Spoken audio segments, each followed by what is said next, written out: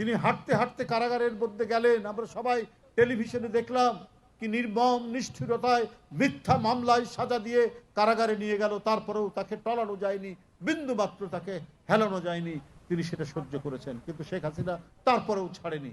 যে নেত্রী এই দেশকে ছেড়ে কোনোদিন যাননি, নিজের জনগণকে ছেড়ে, মঈনুদ্দিন ফখরুদ্দিনের হুমকি, হাসিনার ষড়যন্ত্র, তারপরেও নিজের দেশের মাটি কামড়ে তিনি এখানে থেকেছেন। আল্লাহ যেন তাকে সুস্থ করেন, এই দোয়া আপনারা করবেন।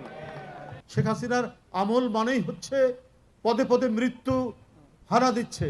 শেখ হাসিনার আমল মানেই হচ্ছে যে কোনো সময় ক্রস ফায়ারের আক্রান্ত হতে হবে, যে কোনো সময় গুম হয়ে যেতে হবে, যে কোনো সময় যে কোনো বিপদের মুখোমুখি হতে হবে।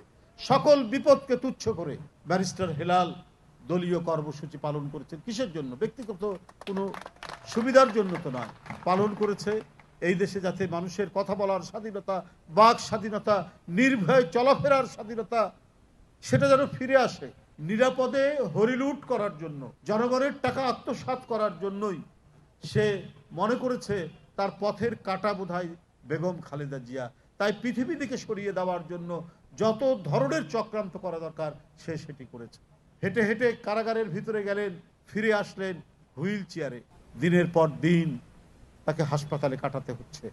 অনেক রক্তচক্ষুর দেখানোর পরেও তিনি নিজের দেশ ছেড়ে, নিজের জনগণ ছেড়ে তিনি কখনোই পালিয়ে যান।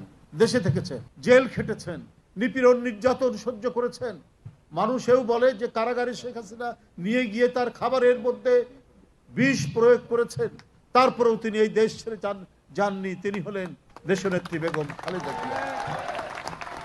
আমার ভাতিজা ব্যারিস্টার হেলাল তার আগামী দিনে নির্বাচনে আপনারা নিশ্চয়ই, আপনাদের শুভেচ্ছা, আপনাদের সমর্থন তার প্রতি থাকবে।